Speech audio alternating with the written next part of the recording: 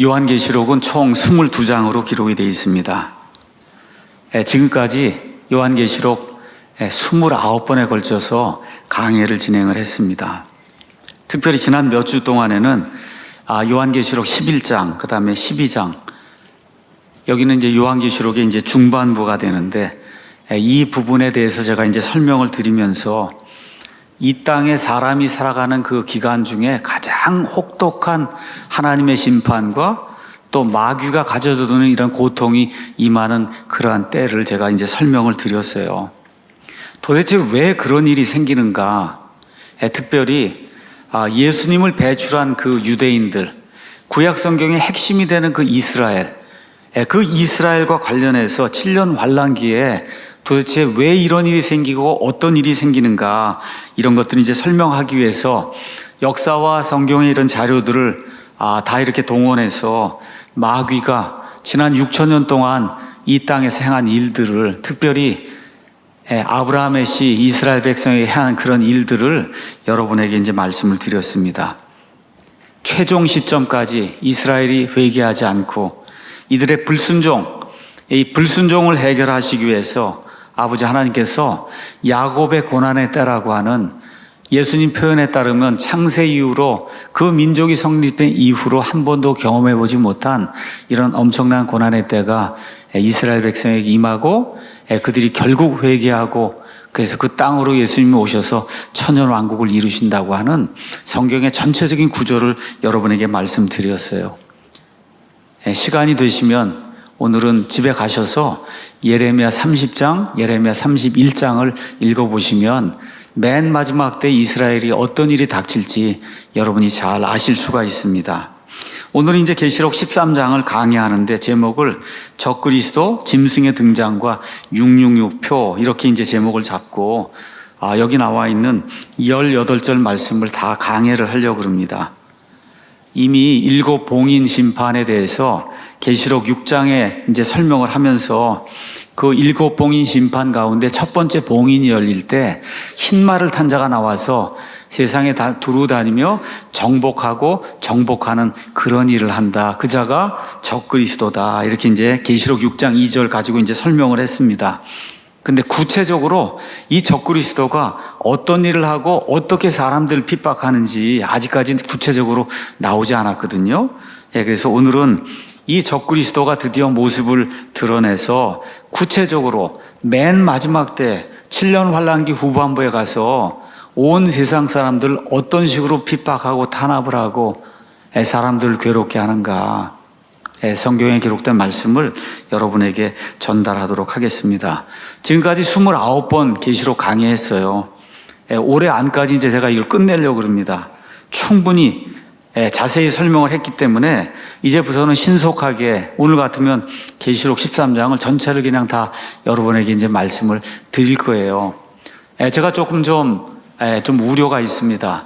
성경 말씀을 좀 많이 알고 지금까지 처음부터 계시록 강의를 잘 듣고 잘 따라오신 분들은 이쯤 되면 전체적인 구조가 이렇게 파악이 되고 이렇게 해서 이제 사실은 혼자 읽어도 웬만큼 이해할 수 있는 이런 단계까지 왔는데, 오늘 처음 방문하신 분이나 아니면 성경 지식이 전혀 없는 이런 분들은 이걸 들어도 무슨 얘기인지 이해가 안 가니까 제가 그분에게 야만인이 되고 그분이 제게 야만인이 되는 이런 일이 발생할 것 같아서 굉장히 우려가 됩니다.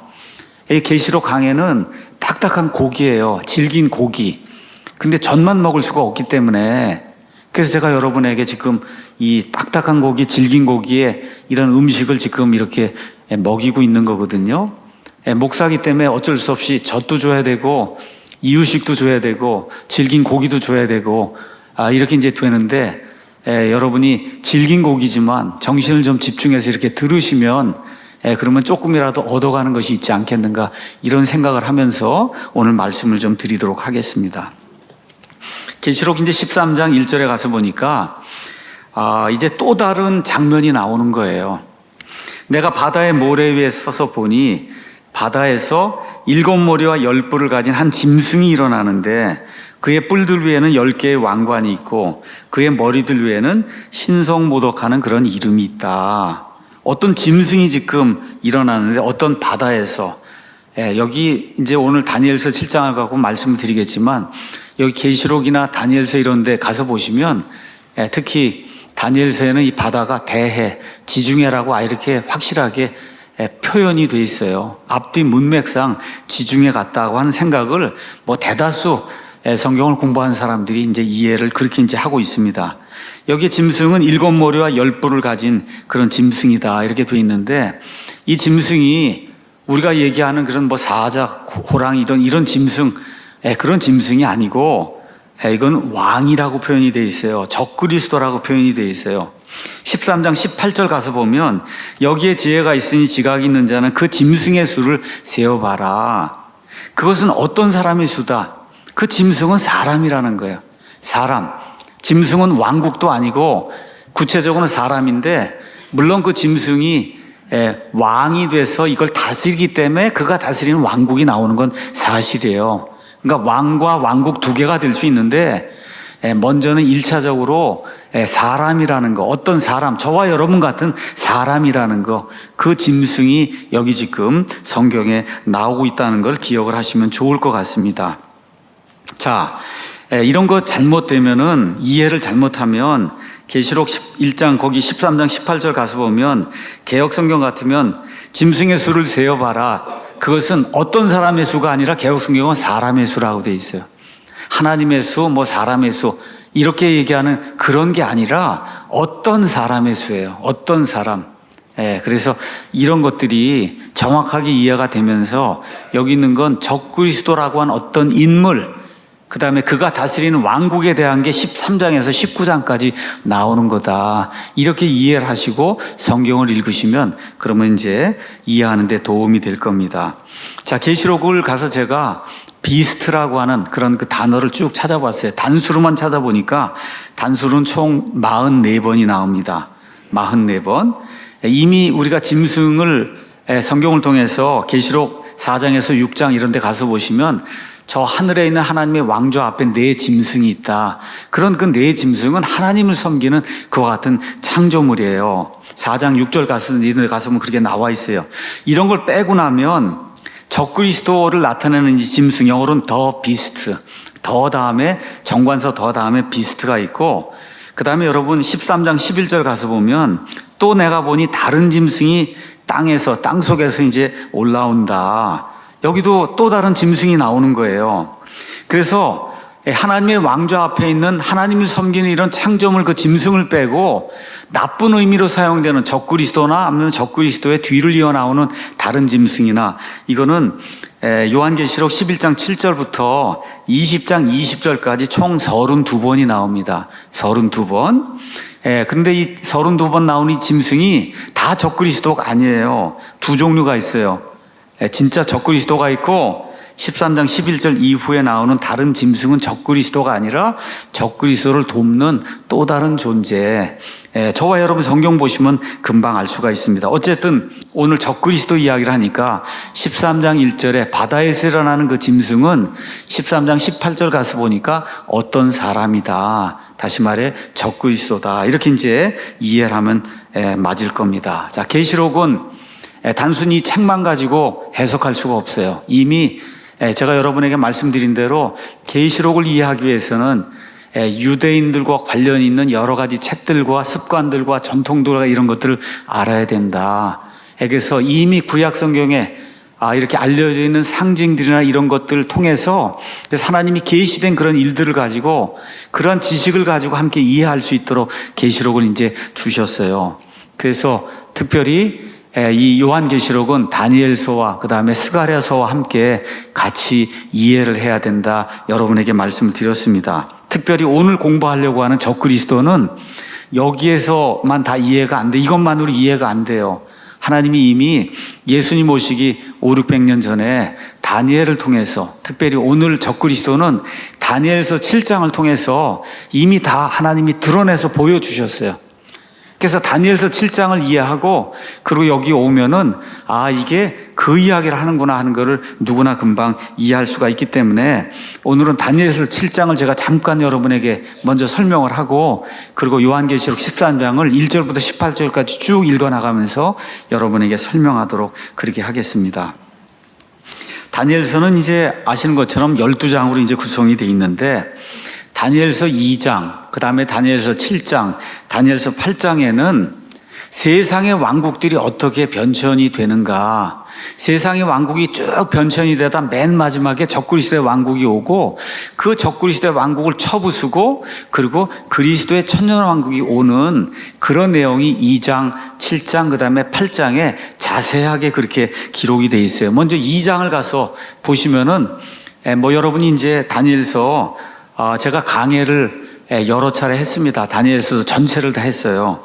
오늘 7장 말씀은 다니엘서 강해 12번 그 다음에 13번에 들어 있습니다. 이걸 제가 계시록 13장을 이해시키기 위해서 제가 요약을 해서 오늘 좀 말씀을 드리겠고, 더 자세히 알기 원하시는 분은 다니엘서 강해 12번 그 다음에 13번을 들으시면 이제 될 겁니다. 자, 2장에 가서 보시면 하나님께서 당시에 온 세상을 다스리는 느부갓네살이라고 하는 바빌론 왕에게 저와 같은 그 형상의 이미지를 보여주셨어요.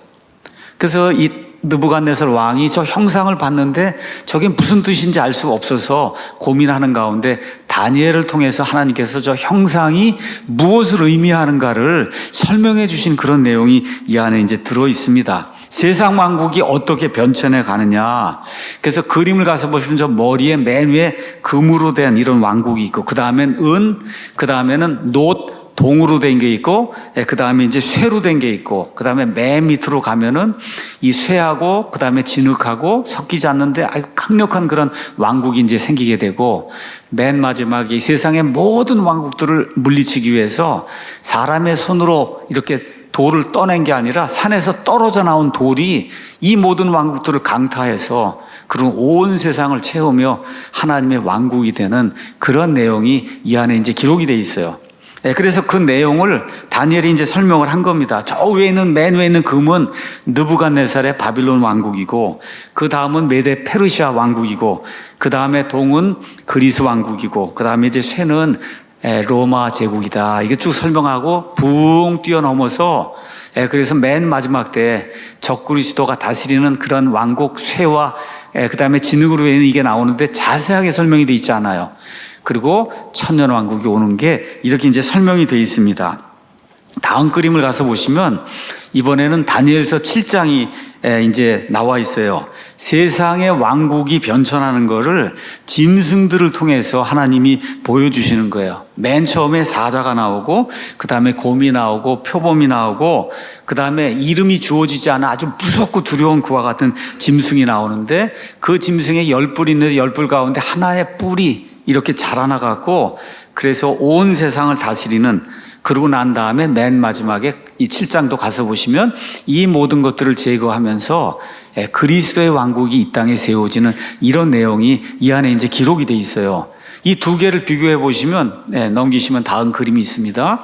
그래서 다니엘서 2장, 다니엘서 7장을 가서 이렇게 비교해 보시면, 그러면 형상으로 해서 쭉 나와 있는 게, 그 다음에 여기 짐승으로 해서 이렇게 쭉 이렇게 나와 있으면서 맨 끝에는 예수 그리스도의 메시아 왕국이, 천년 왕국이 온 세상을 통치하는 그런 왕국으로 우뚝 솟아서 하나님의 뜻이 이 땅에 이제 확실하게 서는 이런 것으로 해서 세상의 왕국이 끝나고, 그 다음에 어떻게 돼요? 새하늘과 새 땅이 이루어지는 이런 구조가 그 안에 있으니까, 여러분이 오늘 강해를 듣고 가셔서 다니엘서 2장하고 다니엘서 7장을 이렇게 읽어보시면, 그리고 계시록 13장을 읽으시면, 아, 이게 이렇게 이제 되는 거구나. 이렇게 설명을 해드려도 이게 이해가 좀 안 되면은, 그러면 다시 반복도 해서 들으시고 옆에 있는 분들에게 물어도 보시고 이렇게 해서 이해를 하셔야 돼요. 저는 더는 할 수 있는 능력이 없습니다. 저는. 자, 그러면 다니엘서 7장을 잠깐 강의를 하도록 하겠습니다. 다니엘서 요거 그대로 접어두시고 여기 다니엘서 7장으로 가셔서 이렇게 왔다 갔다 이렇게 좀 할 테니까 다니엘서 7장, 그 다음에 요한계시록 13장 여기를 이렇게 좀 보시면 좋을 것 같습니다. 가서 보니까 1절에 바빌론 왕 벨사살의 제1년에 다니엘이 자기 침상에서 꿈을 꾸며 머릿속에 환상들을 받았는데, 그때 그가 그 꿈을 기록하고 그 일들의 요점을 이제 말했다.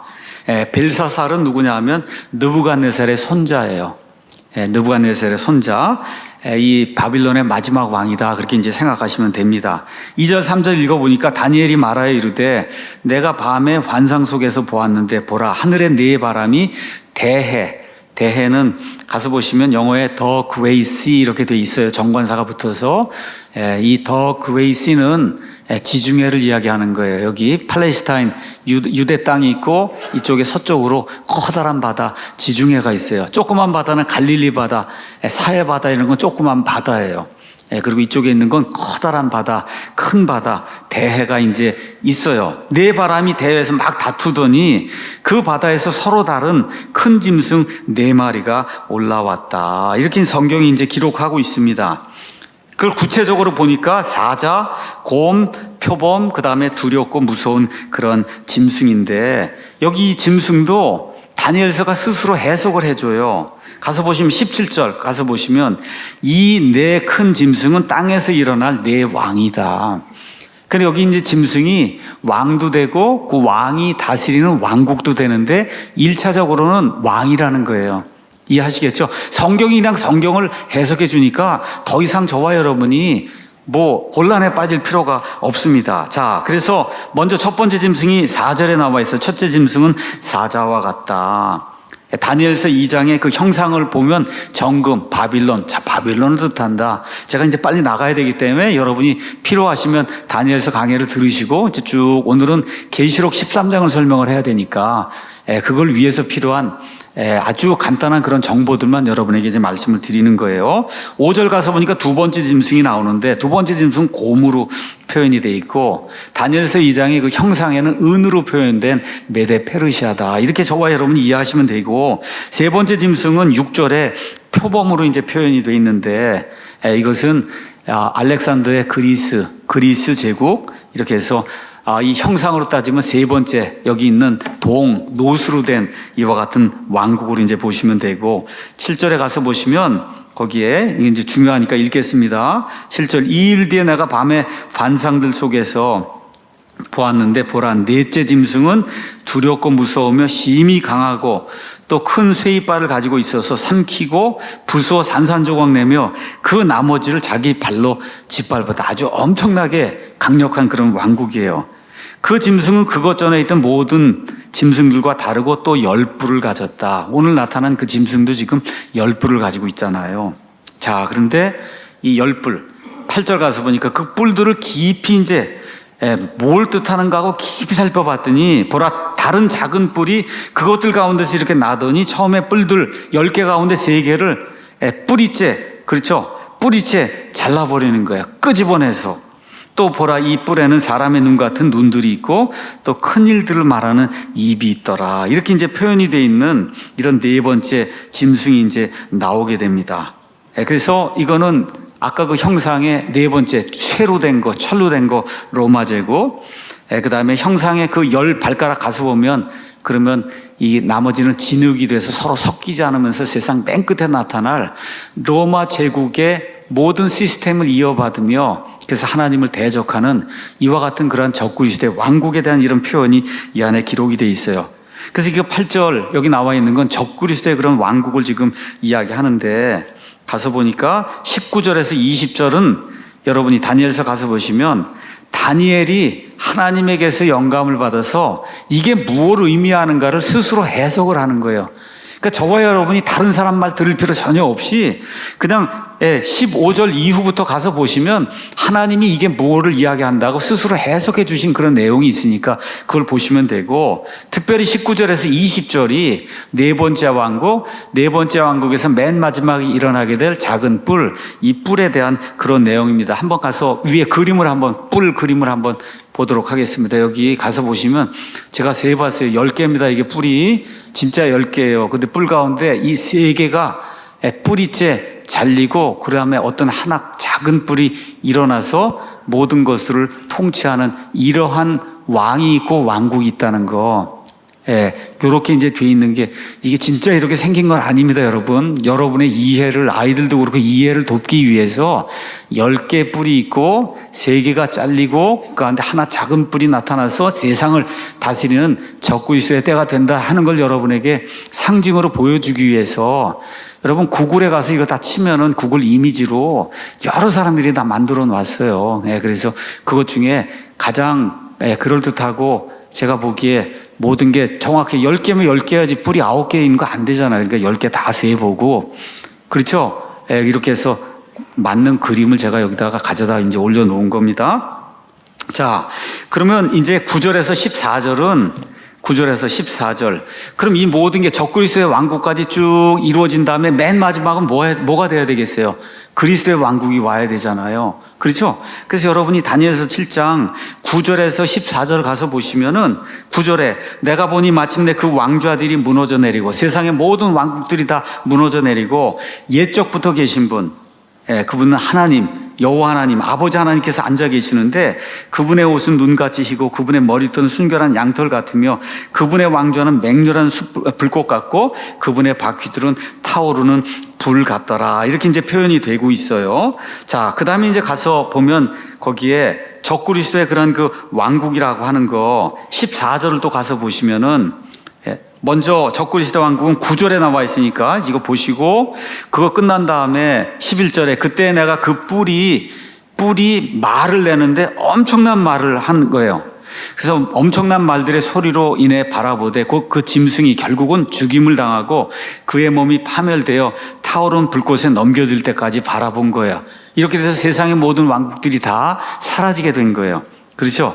이렇게 이제 된 다음에 맨 마지막에 13절 내가 밤에 환상들 속에서 또 봤더니 보라 사람의 아들 같은 이가 하늘의 구름들과 함께 와서 옛적부터 계신 분, 그러니까 아들 하나님이 아버지 하나님에게 와서 그러니까 이 천사들이나 이런 영적 존재들이 이렇게 아버지 하나님께로 데려가는 거예요. 이렇게 되니까 그분께서 그에게 아버지 하나님께서 그에게 통치 권세와 영광과 왕국을 주시니 이것은 모든 백성들과 민족들과 언어들이 그를 섬기게 하려 함이더라.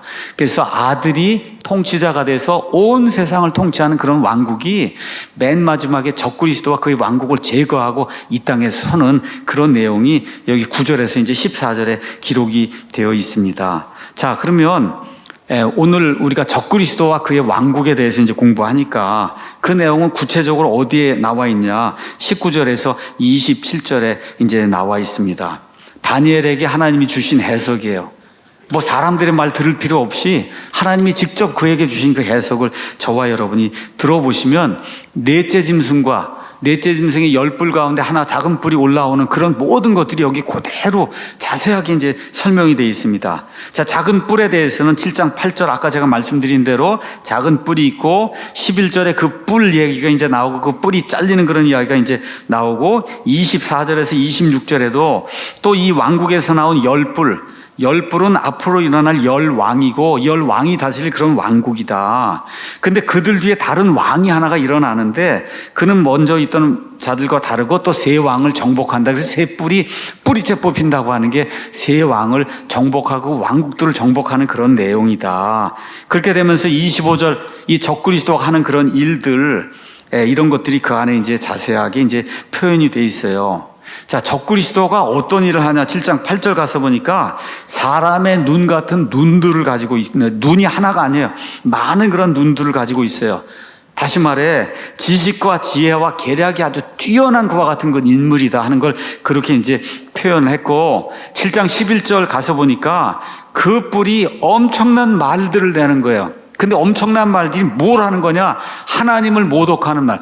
인간으로서는 할 수 없는 그런 정도의 흉악한 그런 말을 가지고 하나님을 신성모독하는 그런 이야기가 이 안에 이제 기록이 돼서 25절에도 그가 지극히 높으신 분 누구예요? 하나님이잖아요. 그분을 대적하여 엄청난 말들을 한다. 인간은 도저히 할 수 없는 그런 흉악한 말을 하는 거예요. 오늘 우리가 이제 계시록 13장 읽었는데 13장 5절에도 가서 보시면 5절에 용이 그에게 짐승에게 큰 것들을 말하며 신성모독하는 입을 줬다. 영어 단어 신성모독한다는 영어로 blasphemy 이렇게 기록이 되어 있는데 성경에서 영어 blasphemy는 하나님을 모독하는 데 사용이 되는 그런 말이에요. 그러니까 이 적그리스도가 용한테서 커다란 권능을 받아갖고는 세상 어느 사람도 할 수 없는 그런 그 흉악한 말들로 하나님을 모독하는 그런 내용이 이 안에 이제 기록이 되어 있습니다. 그래서 같이 연결해 보시면 같은 거구나 하는 것을 이해할 수가 있어요. 데살로니가 후서 2장 4절도 이제 보시면 됩니다. 그래서 우리가 계시록 6장을 공부하면서 흰말을 탄 자가 이 세상에 나온 이후로 전쟁과 기근과 사망과 믿는 자들이 순교하는 일과 이와 함께 하나님의 진노의 큰 날이 닥치는 것을 요한계시록 6장에서 이제 봤거든요. 가서 보니까 그가 흰말을 타고 나와서 정복하면서 많은 사람들의 신임을 받고, 그렇죠. 다니엘서 11장 21절, 데살로니가 후서 2장 9절에서 11절 가서 보면 사람이 행할 수 없는 그런 기적들을 행해요. 사람이 행할 수 없는 그런 기적들을, 사람들이 정말 세상을 구출할 구세주다 이렇게 생각할 수밖에 없을 정도의 그런 권능 있는 그런 일들을 하게 됩니다. 그래서 세상의 정치와 종교와 경제를 장악하는 그런 내용이 이 안에 이제 기록이 되어 있어요. 그래서 다니엘서 7장 19절 가서 보니까 그때 내가 넷째 짐승의 진실을 알려고 하였는데 그 짐승은 다른 모든 짐승들과 달라서 심히 두렵고 그것의 이빨은 쇠요 그것의 발톱은 노시며 그가 삼키고 부수어 산산요강 내며 그 나머지를 다 자기 발로 짓밟았다는 거예요. 세상의 왕국들을 정복하고 엄청난 파워를 내는 이와 같은 것, 로마 시대에도 그랬고 그 다음에 교회 시대를 넘어서 붕 뛰어넘으니까 마지막 적그리스도의 시대에 세상 어느 누구도 비교할 수 없는 그런 존재가 이 땅에 선다고 그렇게 이야기하고 있습니다. 20절에도 또 내가 그의 머리에 있는 열뿔과 또 솟아난 다른 뿔에 대한 진실을 알려고 하였는데 그 앞에서 세 개가 쓰러진 거예요. 그 뿔에는 눈들도 있고 심히 큰 일들을 말하는 입도 있었는데 그의 모습은 그의 동료들보다 더 견고했다. 그래서 지금까지 존재했던 세상의 모든 통치자들 가운데 가장 강력한 통치자가 맨 마지막 때 이 적그리스도로 이 땅에 선다고 하는 것을 성경이 우리에게 이야기해주고 있어요. 어느 정도로 이 자가 강력하냐? 25절, 지극히 높으신 분을 대적한다는 거. 여러분, 그냥 하나님하고 맞짱을 뜨겠다는 거예요. 쉽게 이야기하면. 그게 지금 마귀가 타락할 때 이사야서 14장, 에스겔서 27장에 자기가 하나님에 의해서 창조가 된 존재인데도 불구하고 내가 창조자보다 더 높이 올라가서 창조자 이상의 경배를 받아야 되겠다 이렇게 하다가 타락을 하잖아요. 맨 마지막에 가서도 하나님하고 내가 한번 대적을 해봐야 되겠다. 지금 이런 정도의 파워를 가지고 이 땅에 나타나는 그와 같은 군주가 이제 있다는 거죠. 그래서 성경은 이 자를 적그리스도, 적이라고 하는 건 영어로 anti 이렇게 돼 있는데 이거는 대적한다, 대항한다 이런 뜻으로 저와 여러분 이해하시면 됩니다. 성경은 이 사람을 죄의 사람, 멸망의 아들, 그 다음에 저 사악한 자 이렇게 표현하고 있어요.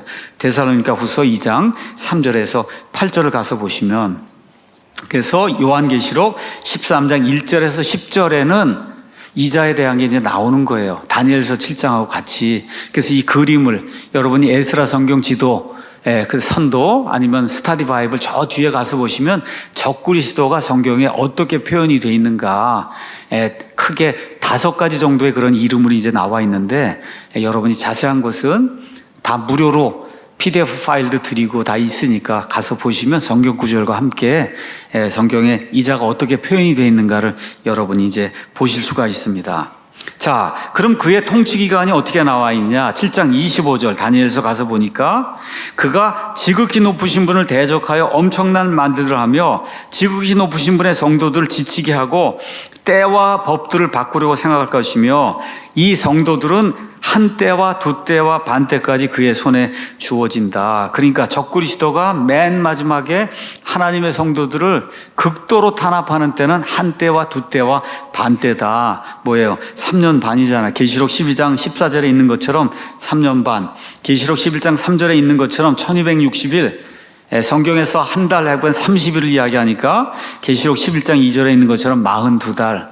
성경이 똑같은 것들을 그렇게 이야기하기 때문에 계시록과 다니엘서가 지금 같은 기간에 등장하는, 특별히 예수님 표현에 따르면 한 번도 이 땅에 존재하지 않은 이 대환란기, 여기 3년 반, 후반부 3년 반에 등장하는 이와 같은 그 적그리스도의 통치 기간이 성경에 이제 나와 있고, 이걸 더 구체적으로 가서 보시려면 다니엘서 9장을 가서 보시면 9장 26절, 27절 여기에 다니엘의 70일의 대언의 말씀이 그 안에 기록이 되어 있어요.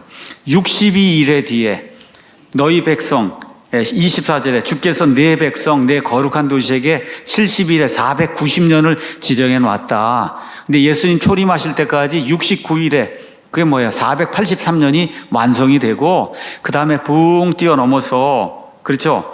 62일의 뒤에 메시아가 끊어질 터이나 그것은 그분 자신을 위한 것이 아니고 그래서 예수님 초림이 끝난 다음에 갑자기 뚝 뛰어넘죠. 앞으로 올 통치자가 나타나요. 앞으로 올 통치자, 그 백성이 그 도시와 그 성소를 파괴할 것이요 그 일의 끝에는 홍수가 있고 황폐하게 하는 작정된 이런 것들이 쏟아지게 된다.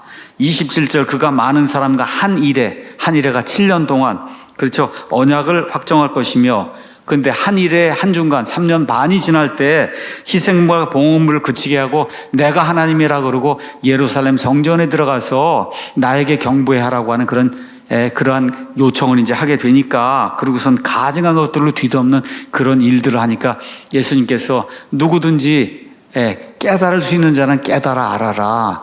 대언자 다니엘의 말한 바 이 멸망에 가증한 것이 거룩한 것에 선 것을 보거든. 어떻게 해요?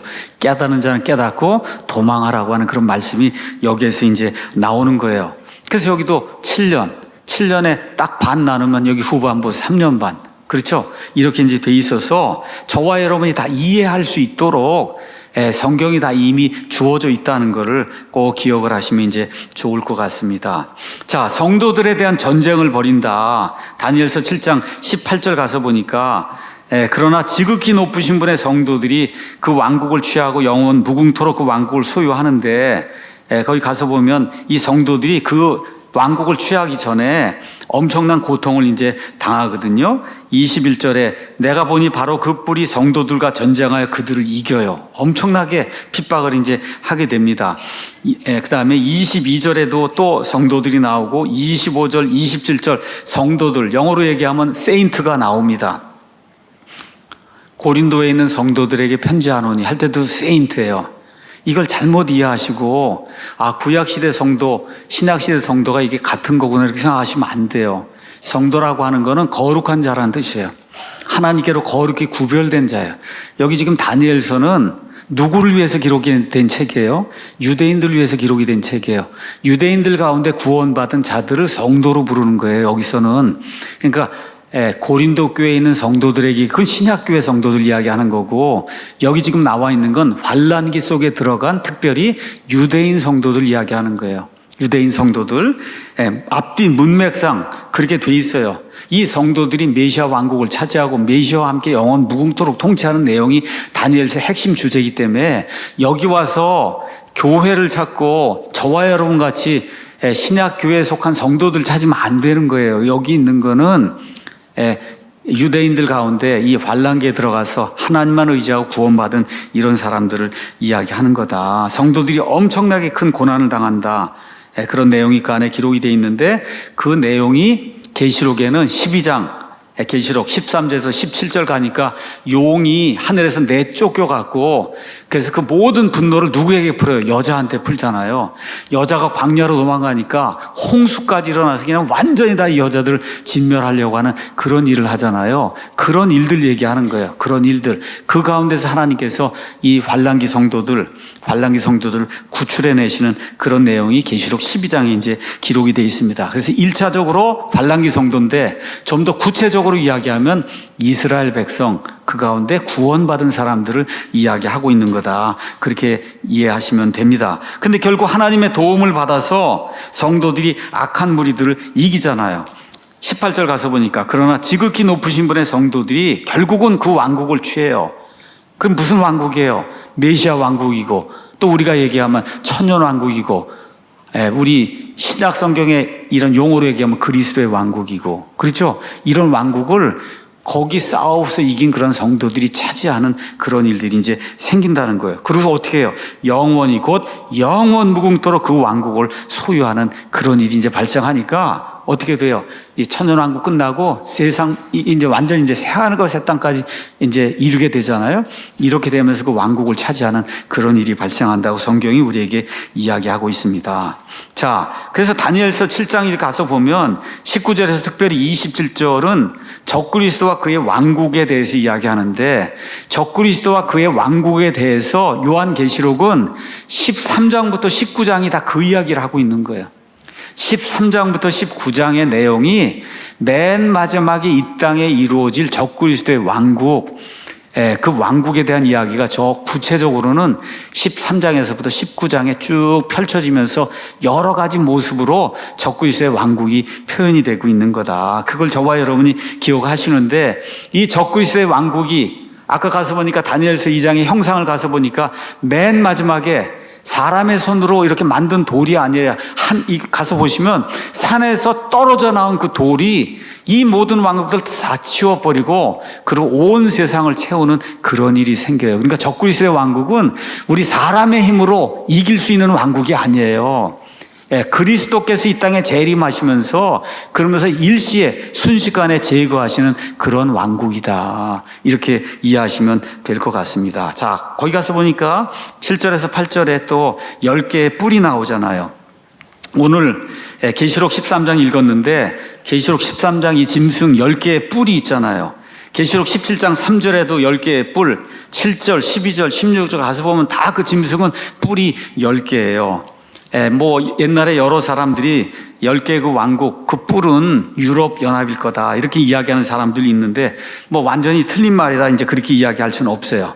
한 가지 확실한 건 맨 마지막에 쇠로 된 그 왕국, 그 쇠로 된 왕국이 가지고 있는 모든 시스템, 음녀 바빌론 시스템이니 이런 모든 시스템이 맨 마지막에 다시 한번 부활이 되면서 강력한 힘을 발휘하는, 근데 그게 사실은 어디 문화냐? 유럽 문명이거든요. 이게 그렇게 되면 그쪽 지역에서 이런 것들이 일어날 가능성이 큰 거는 우리가 부인할 수가 없습니다.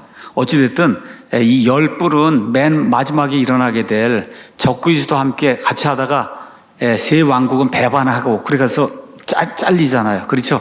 그로선 적그리스도가 세상을 다스릴 때 나타나게 될 어떤 10왕국 아니면 10개의 민족, 뭐 하여튼 우리가 성경이 뭐라고 이야기하지 않으니까, 다만 그 로마 제국의 모든 것들을 이어받아서 그래서 마지막에 등장하게 될 이런 강력한 왕국이다 이렇게 생각하시면 좋을 것 같습니다. 자, 이렇게 해서 제가 오늘 요한계시록 13장을 이해하는 데 필요한 기초 지식을 이렇게 간단하게 좀 말씀을 드렸어요. 이제 계시록 13장으로 넘어가서 같이 이제 쭉 읽어 나가면서 그냥 제가 하나하나 이제 설명하도록 그렇게 하겠습니다. 13장 1절 2절. 내가 바다의 모래 위에 서서 보니 바다에서 7머리와 10뿔을 가진 한 짐승이 일어나는데 그의 뿔들 위에는 10개의 왕관이 있고 그의 머리들 위에는 신성모독하는 이름이 있더라. 내가 본 그 짐승은 표범과 비슷하고 그의 발은 곰의 발 같으며 그의 입은 사자의 입 같은데, 가서 보니까 아까 7장에 다니엘서 7장에 3개의 짐승이 나왔잖아요. 앞부분에. 뒤에 거는 정체를 알 수가 없고 그런 모든 것들을 다 컴바인하고 있는 그러한 그 짐승이 이제 여기 나오잖아요. 그렇죠? 그의 입은 사자의 입 같은데 용이 자기 권능과 자기 자리와 큰 권위를 그에게 주었더라. 이렇게 이제 표현이 되어 있습니다. 자, 여기 나오는 이 짐승은 12장 3절에 나오는 용하고 대단히 비슷해요. 한번 가서 제가 용을 읽어볼게요. 가서 보니까 12장 3절에 용은 7머리와 10뿔을 가진 큰 붉은 용이 있는데 그의 머리들 위에는 몇 개의 관이 있어요? 7개의 왕관이 있어요. 근데 지금 나오는 이자는 7머리하고 10뿔은 똑같은데 왕관이 몇 개예요? 이건 10개를 갖고 있는 거예요. 달라요. 비슷한데 다릅니다. 그래서 다니엘서와 이런 거 종합을 하면 10명의 왕들로 구성이 된 이런 어떤 그 왕국 체제, 10개의 왕관은 왕이라고 표현하고 다 이렇게 되어 있으니까, 그러니까 적그리스도의 최종 왕국은 이렇게 10개의 왕국 아니면 민족 하여튼 뭐 이런 걸로 구성이 되어 있는 연합체라고 하는 것을 저와 여러분이 이해할 수가 있어요. 근데 이 짐승이 엄청난 기적을 행하고 표적들을 이제 행하는데 13장 4절 가서 보니까 그들이 그 짐승에게 권능을 준 용에게 경배했다. 그러니까 마귀 그 용이 이 짐승에게 이런 걸 할 수 있는 그런 권능을 줬다는 거예요. 우리 거기 그대로 두시고 데살로니가 후서를 한번 가서 보도록 하겠습니다. 데살로니가 후서에 가서 보시면 이 적그리스도가 하는 그런 일이 그 안에 이제 나와 있습니다. 가서 보면 8절에 그 뒤에 저 사악한 자가 드러날 터인데 주께서 자신의 입의 영으로 그를 소멸시키시고 친히 오실 때 광채로 그를 멸하셔요. 그 다음에 그가 오는 것, 적그리스도가 오는 것은 사탄의 활동을 따라 모든 권능과 표적들과 거짓 이적들과 불의의 모든 속임수와 함께 멸망하는 자들에게 오는 것이니 이는 그들이 진리의 사랑을 받아들이지 아니하여 구원받지 못하였기 때문이다. 근데 하나님께서 맨 마지막에 어떤 일을 하시냐? 사람들이 진리를 받아들이지 않으니까 이런 까닭으로 하나님께서 맨 마지막 환란기 특별히 후반부 3년 반에 들어간 이 사람들에게 강한 미혹을 보내서 그들이 거짓말, 마귀의 이 화신, 적그리스도가 나타나서 엄청난 말들하고 거짓말하는데 사람들이 그걸 다 믿는 거예요. 이것은 진리를 믿지 아니하고 불의를 기뻐한 자들이 그들이 다 정죄를 받게 하려 하십니다. 그래서 성경이 다 이렇게 연합을 하면 똑같은 것들을 이야기하는 거를 우리가 금방 이제 이해할 수가 있습니다. 자, 13장 3절로 다시 와서 또 내가 보니 그의 머리가 지금 몇 개가 있는데 7머리가 있는데 그의 머리들 중 하나가 상처를 입어 죽게 된 것 같다. 근데 밑에 가서 보니까 상처가 칼에 의해서 14절 칼로 상처를 입었다고 나오니까 하여튼 어쨌든 뭐 피격을 당했든지 우리가 지금 식으로 얘기하면 뭐 암살을 당했든지 하여튼 어떤 그런 일이 이제 발생을 하는데 그래서 죽은 것 같이 이제 됐단 말이에요. 죽게 된 것 같았는데 근데 갑자기 그의 치명적인 상처가 나오니까 막 CNN이 거기에서 그냥 죽었는 줄 알았는데 살아났다 그러고 연합뉴스와 함께 이제 세상에 이제 홍보를 한단 말이에요. 그러니까 온 세상이 놀라며 그 짐승을 따르는 거예요. 야, 진짜 어떻게 이런 일이 일어날 수 있냐? 죽었는 줄 알았는데 살아났다 그러고 이런 일이 발생을 한다는 거예요.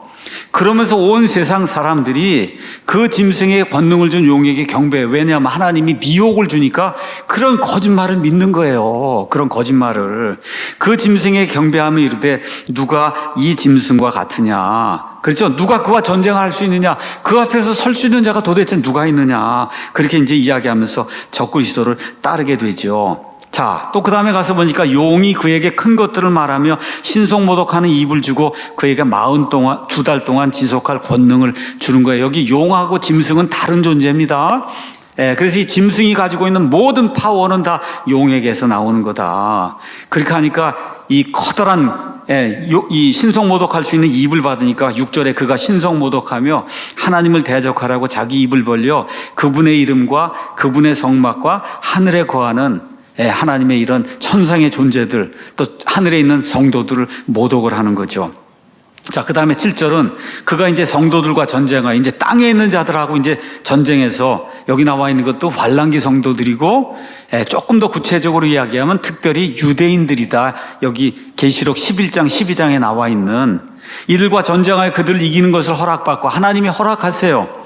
모든 족속들과 언어들과 민족들을 다스리는 그런 권능을 받았으므로 하나님이 미혹을 보내고 하니까 사람들이 그를 따르고 이렇게 돼서 모든 사람들 다스리는 그런 권능을 받아갖고 그래서 어떤 자들을 다스리고 어떤 자들에게 경배를 받냐. 땅에 거하는 모든 자들 곧 세상의 창건 때부터 죽임을 당한 어린 양의 생명책에 이름이 기록되지 않은 자들이 그에게 경배한다는 거예요.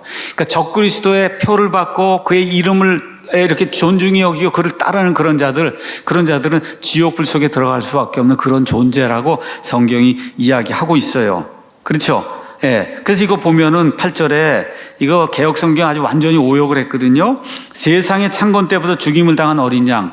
우리 예수님은 사람이 죄를 짓고 그러니까 하나님이 아이고 뭐가 잘못됐구나. 그러고서 그때 가서 임시방편으로 예수님을 이렇게 보내야 되겠다. 이런 게 아니라는 거예요. 세상의 창건 이전에 이미 하나님 모든 걸 아시고 예수님이 이 땅에 사람을 구원할 그와 같은 어린 양으로 이미 지정을 하셨다. 우리 한번 가서 사도행전 가서 보시면 사도 베드로가 사도행전 2장에 이스라엘 사람들에게 이야기해요. 23절에 그분께서 예수님께서 하나님의 정하신 계획과 미리 아심을 통해 넘겨주신 거예요. 미리 하나님이 알고 계시는 그런 일들을 이때가 되니까 하나님이 집행을 하시는 거다. 개역성경처럼 죽임을 당한 어린 양의 생명책에 창세 이후로 농명되지 못하고 이렇게 되면 성경이 완전히 오역이 되는 겁니다. 자, 9절 가서 보니 그래서 다시 한번 경고를 주는 거예요. 누구든지 귀가 있거든 들을지어다. 저와 여러분에게 경고를 주지만 특별히 우리는 이미 어떻게 돼 있어요? 휴거받아서 하늘에 올라가 있어요.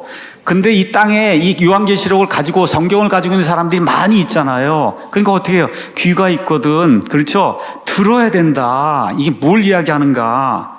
10절에 포로로 끌고 가는 자는 포로로 잡혀갈 것이요 칼로 죽인 자는 반드시 칼로 죽임을 당하리라. 이건 마태복음 26장 52절에 예수님이 말씀하신 것처럼 칼을 붙잡은 자는 칼로 멸망한다. 그건 무슨 얘기예요? 포로로 끌고 가는 거. 이 환란기에 속한 그런 많은 사람들 포로로 끌고 가는 자가 누구예요? 적그리스도와 그의 군대들. 그렇죠? 이런 자들이 결국에는 본인들이 포로로 잡혀가고 본인들로 칼로 죽임 당하는 그런 일이 이제 생긴다고 성경이 이야기하고 있고, 여기에 성도들의 인내와 믿음이 있다. 여기 이렇게 고통당하는 가운데 마태복음 표현에 따르면 끝까지 견디는 자는 구원을 받는다 그랬잖아요. 그렇죠? 그러한 그 의미로 지금 이야기하고 있는 거고, 여기 있는 거를 성도들의 인내와 믿음이 있다 그러니까 우리 교회가 다 통과하면서 인내해야 된다고 관련 통과서를 주장하면 그거는 It doesn't make any sense. 영어로는 말이 안 되는 말이에요. 왜 그래요? 휴거 이미 받았고 여기 남아있는 성도도 어떻게 해야 돼요? 짐승의 표 받으면 죽는 거예요. 지옥 가는 거예요. 그러니까 어떻게 순교하는 그 지경에 이르기까지라도 안 받고 도망 다니고 대적하는 그런 일을 해야 이 환란기 성도들이 본인의 믿음을 가지고 행위로 그걸 드러내는 그런 일이 이제 발생하는 거예요. 자, 이렇게 이제 돼 있고 13장 11절엔 드디어 또 다른 짐승이 나오는 거예요.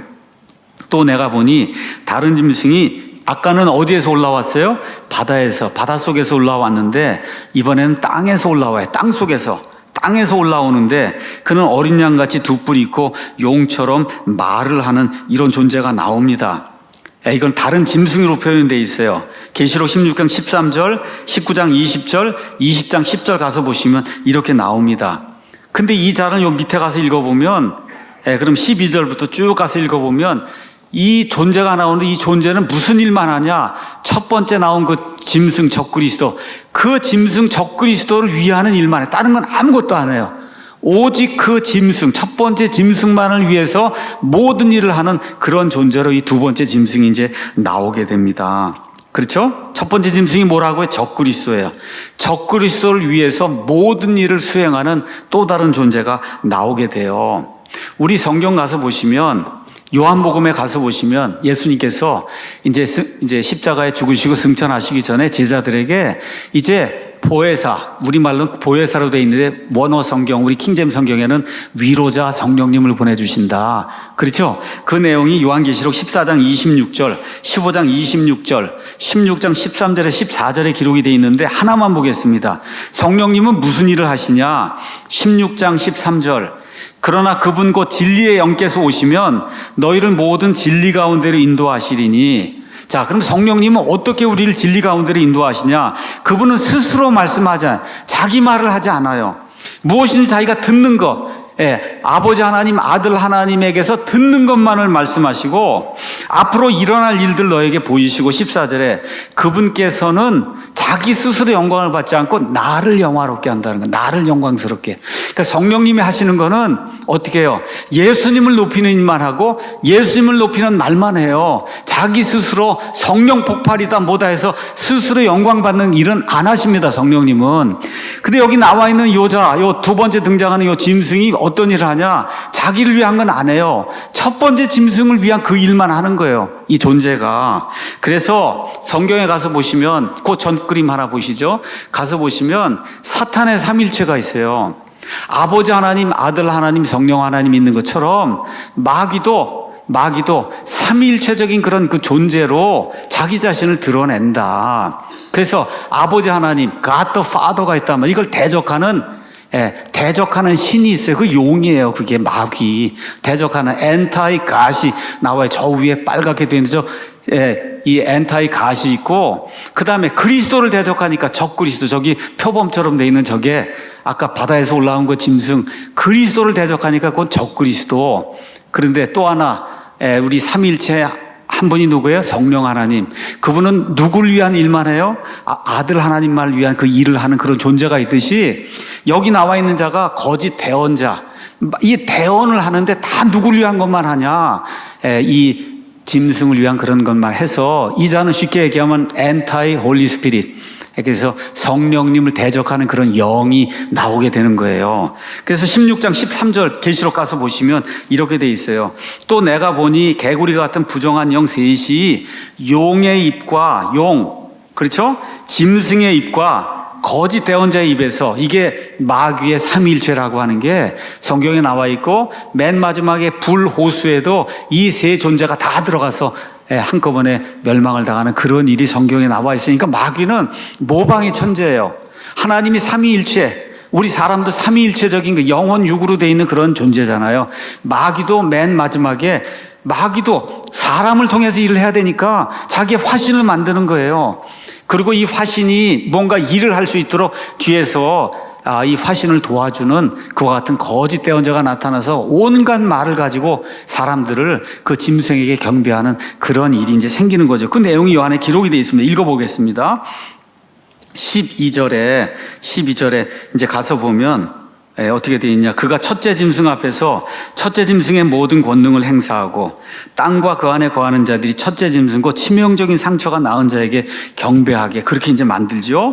그가 큰 이적들을 행하여 사람들의 눈앞에서 불이 하늘로부터 땅 위로 내려오게 하고, 그러니까 하나님이 하시는 그런 일들을 거의 다 모방을 하는 거예요. 그림은 이제 가서 보시면 사탄의 삼위일체가 용이 있고 짐승이 있고 저기 이상한 거 거짓 대언자가 하나가 있는데, 그렇죠?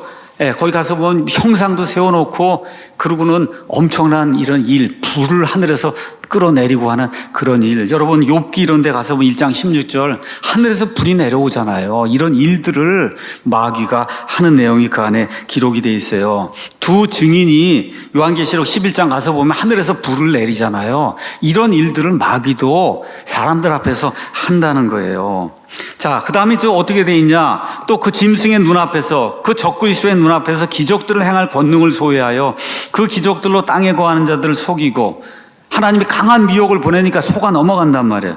또 땅에 거하는 자들에게 말하여 그들이 칼로 상처를 입었다가 살아난 그 짐승을 위해 형상을 만들게 하더라. 그 형상이 이제 만들어지죠. 근데 그가 그 짐승의 형상에게 생명을 줄 권능을 소유하여, 짐승의 형상이 말을 하는 거예요. 여러분, 형상을 세웠는데 부처 같은 거 이런 거 커다란 거 형상을 하여튼 간에 세웠는데 이게 말을 하는 거예요. 그럼 CNN 연합뉴스에서 다 보여도 온 세상 모든 사람들이 다 볼 거 아니에요. 이게 돌덩어리 같은 게 이게 말을 하니까 얼마나 놀라겠어요, 사람들이.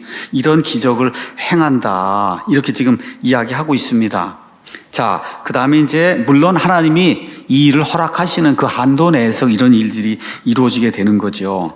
자, 그 다음에 또 그가 그 짐승의 형상에게 생명을 줄 권능을 소유하고 그 짐승의 형상이 말도 하게 하고 그 짐승의 형상에게 경배하려 하지 아니하는 자들은 다 죽이게 하더라. 이게 이미 다니엘서 가서 보시면 3장에 느부갓네살이 적그리스도의 이러한 그 징표인데, 엄청난 규모, 그렇죠? 규모의 형상을 세우고 거기에 경배하지만 다 죽이는 그런 일이 이미 예언이 돼 있잖아요. 그런 일을 실제로 집행하는 그런 때가 이 땅에 이제 오게 된다는 거예요.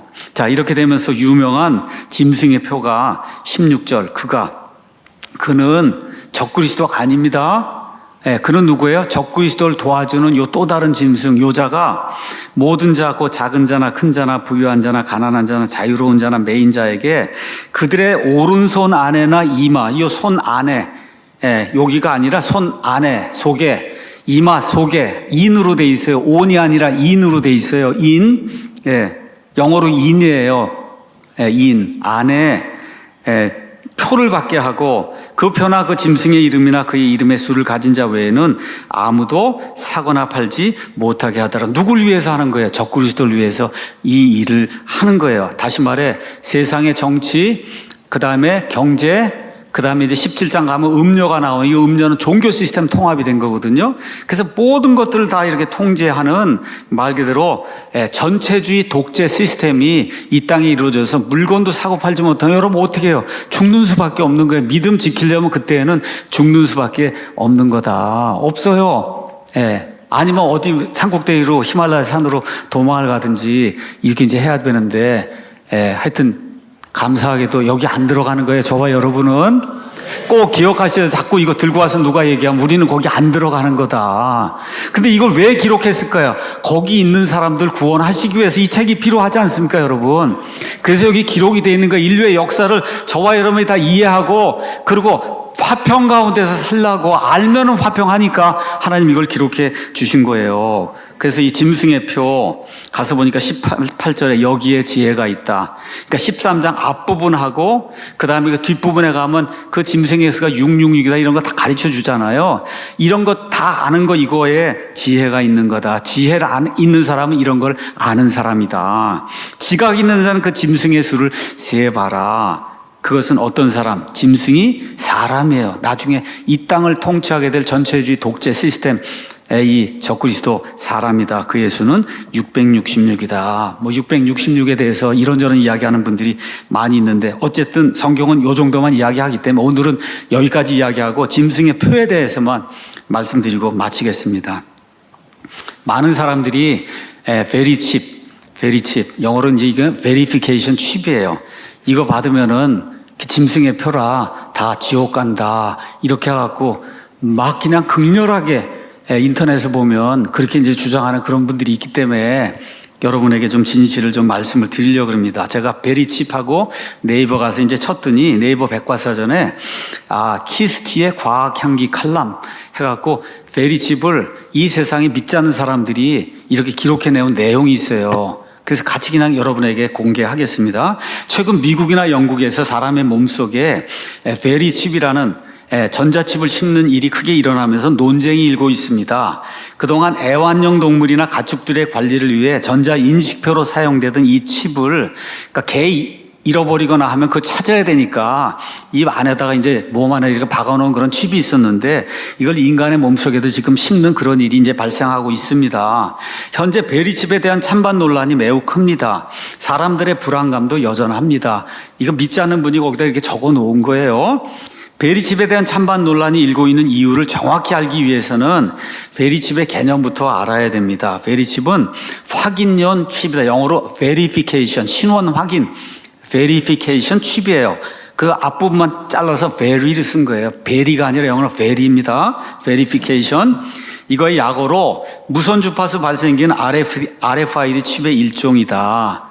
이렇게 가서 보시면 쌀알 정도의 이렇게 조그만 이런 칩이 있는데, 요거를 여기다 놓는 게 아니라 어떻게 요 안에, 아까 안에 집어넣는 거예요. 저 가서 보시면 손가락 요 안에다 이렇게 집어넣으면은 칩이 작기 때문에 이렇게 하는데 문제가 없이 그런 구조로 이제 돼 있는 거다. 기본적으로 개인의 신분을 확인할 수 있는 뭐 유전자 정보나 고유번호 이런 게 이제 저 안에 이제 들어가 있어서 그냥 쉽게 하면 이거 스캔을 하면 그 사람의 모든 게 이제 나오는 이런 이제 칩이라고 이제 보시면 되죠. 무선으로 외부와 통신할 수 있는 그런 능력이 있어서 개인 정보가 이 안에 이제 제공이 되면, 그러면 여러분 일단 뭐 여기 가서 보니까 예를 들어 내가 미국 CIA 중앙정보부 이런 데 한다. 그러면 이거 통과하고 이런 거 할 때마다 뭐 신분증 내밀고 없이 그냥 이거 하나가 있으면 그냥 이렇게 스캔하고 들어가면 이 사람은 우리나라 사람이고 CIA 정보국에 일하는 사람이 이게 되니까 매번 그거 할 수 없으니까 이런 용도로 이런 것들이 이제 만들어 놨다는 거예요. 또 이 안에 GPS 기능이 들어가 있으니까 이 사람이 돌아다니는 모든 걸 다 알 수 있는 거예요. 이 칩을 이렇게 스캐닝을 하면 그게 지금 이 시간에 우리가 가지고 있는 그런 기술로 다 가능한 거예요. 자, 그래서 용도가 하나는 신원 확인, 정보부 같은데 이런데 진짜 우리 사람인가 아닌가를 뭐 가짜 신분증을 만들 수 있는데 이걸 집어넣어 놓으면 그거는 속일 수가 없으니까. 그렇죠. 그 다음에 대형마트에서 쇼핑하기 좋아하는 이 사람도 이제 더 이상 계산대에서 기다릴 필요가 없다는 거죠. 쑥 하고 지나가면 스캔되면 그냥 내 계좌에서 그냥 빠져나가는 거예요. 그냥 돈이 기다릴 필요가 없고. 그렇죠. 그 다음에 혈압이나 심장질환 이런 거 알고 있는 이런 분들 이 안에 모든 정보가 들어있으니까 이 병원에서 저 병원 가면 뭐 다 가져갈 필요 없이 그거 하나 갖고 스캔하면 모든 자료가 다 나온다는 거예요. 그러니까 편안하죠. 그렇죠. 그러니까 생활의 편의성 때문에 정부나 사람들이 이와 같은 칩을 이식하게 하고 받고 있는 게 지금 현실이다. 이분이 이렇게 썼어요. 이것은 동전의 양면 중에 한 면입니다. 동전의 다른 면에서 본다면 이것은 개인의 프라이버시 침해와 전자감시로 나갈 가능성이 있습니다. 이게 이제 중요한 거잖아요. 개인의 사생활 역시 침해될 그런 가능성이 있다. 어디 다니고 다 드러나니까 이걸 하면은. 그래서 베리칩 이식은 현재 개인의 자율적인 선택에 의해서 이루어지고 있는 거예요. 국가가 강제로 하는 게 아니고 또 어떤 기관에 가서 예를 들어 뭐 중앙정보부는 아니겠지만 하여튼 어떤 기관에 특별히 이렇게 신원이 확실한 이런 데가 있는데 내가 거기 취직이 됐어요. 취직이 되면 너 이거 받아야 된다 그러면 어떻게 안 받아요? 받아야지만 그 회사 다닐 수 있는데. 그렇죠. 이러한 구조로 돼 있는 데만 지금 베리칩을 지금 받고 있는 거예요. 제가 말씀드린 대로 이 베리칩을 받으면 그러면 적그리스도의 표라 지옥에 간다고 주장한 사람이 인터넷에 보면 얼마나 많습니까? 제가 여러분에게 분명히 말씀드릴게요. 베리칩 가지면 지옥에 가지 않습니다. 안 와요. 왜 그래요? 이 짐승의 표는 7년 환란기에 주어지는 표예요. 지금 여기 받았다 그래서 그게 짐승의 표가 아닙니다, 여러분. 이해하시죠, 여러분? 근데 확실한 건 뭐냐? 그런 식으로 갈 가능성이 많은 거예요. 그런 식으로. 왜 그러냐? 온 세상 모든 사람을 통제해야 되는데 일단 초고속 인터넷이 있어야 되겠죠? 그거와 함께 뭔가 쉽게 스캔하는 뭔가가 있어야 이런 일이 가능할 거 아니에요. 그러니까 이런 기술이 점점 발달이 되고 이렇게 되는 가운데 정말 아주 작은 거 하나에 모든 거 정보 이렇게 해서 이식할 수 있는 그런 기술이 뭐 조만간 나오는 건 그 사실일 거예요. 그러니까 그런 식으로 우리가 이해할 수 있어도 지금 받은 이런 뭐 베리칩 이런 게 그게 적그리스도의 표라고 해서 사람들 위협하고 하는 그런 이런 일에는 속아 넘어갈 필요도 없고 그런 일을 저와 여러분이 신경을 쓸 필요가 없는 거다. 다시 한번 말씀드릴게요. 저와 여러분은 복받은 사람들이에요. 이런 일이 생기기 전에 환난전 휴거를 받습니다. 환난전 휴거. 예수님 믿고 구원받는 거, 그 안에 뭐가 포함이 되어 있냐? 7년 환난기 전에 저와 여러분이 휴거받는 그 일도 그 안에 포함이 되어 있는 거예요. 걱정하지 않아도 되는데, 다만 그 일이 일어날 때까지 7년 환난기 전까지 우리가 여기 살아야 되잖아요. 그럼 적그리스도의 시스템이 하루에 오는 게 아니고 이 기간에 계속해서 쌓이면서 오니까 우리를 괴롭히는 게 많은 거예요. 동성애, 낙태, 이런 불법의 합법화가 이루어지고 공산주의, 사회주의 생각이나 해봤어요, 여러분? 이 나라에 그런 일이 생기는 거 생각이나 해봤어요? 우리 눈앞에서 이루어지고 있잖아요. 이번에 잘못됐으면 그렇게 될 뻔했잖아요. 아시죠? 무슨 얘기인지. 이런 일들이 우리 가운데 일어나고 있기 때문에 하나님 의지하고 정신을 똑바로 차리고 살아야 될 그런 일이 있어서 윤서인 작가 이런 분들도 저가 데려다가 교육을 시키고 있는 거예요. 우리 성도들이 살기 위해서는. 아이들도 그렇고 정신 똑바로 차리고 투표를 잘 해야 된다. 투표를. 그 일을 위해서 이 일들을 진행을 하는 겁니다. 성경 읽고 마치겠습니다. 베드로 전서에 가서 보니까 5장 8절에서 11절 정신을 차리라 깨어 있으라 너희 대적 마귀가 울부짖는 사자같이 두루 다니며 삼킬 자를 찾나니 목사도 넘어가고 성도도 넘어가고 그렇죠. 낙태 동성애하는 자들에다 표 주잖아요. 그게 다 뭐 하는 거예요? 나라를 망하게 만들고 적그리스도의 세상이 빨리 와서 우리를 핍박하게 만드는 그런 일이거든요. 그 다음에 믿음에 굳게 서서 그를 대적해야 되는 거예요. 마귀를 대적해야 되는 겁니다, 여러분. 성경 말씀을 가지고 대적해야 되는 거예요. 올바른 사상을 가지고 대적해야 되는 겁니다. 세상에 있는 너희 형제들도 동일한 고난을 겪는 줄 너희가 아느니라. 그러나 모든 은혜의 하나님, 우리가 고난을 겪고 어려움 겪고 대적하는 가운데 힘들어도 모든 은혜의 하나님 곧 그리스도 예수님을 통해 우리를 부르사 자신의 영원한 영광에 들어가게 하신 분께서 너희가 잠시 고난받은 뒤에 환난기 전에 저와 여러분이 고난받을 수 있어요. 근데 잠시 고난받는 거예요. 오래가 아니라 받은 뒤에 너희를 완전하게 하시고 굳게 세우시며 강하게 하시고 정착을 시키신단 말이에요. 이 가운데 저와 여러분이 강력한 힘을 가지고 세상을 이길 수 있는 이와 같은 능력을 가지고 악에 속한 사람들 주님께로 인도할 수 있는 그런 사람이 돼야 된다는 거예요. 그렇게 할 때 그분께 영광과 통치가 영원 무궁토록 있기를 원하노라. 아멘.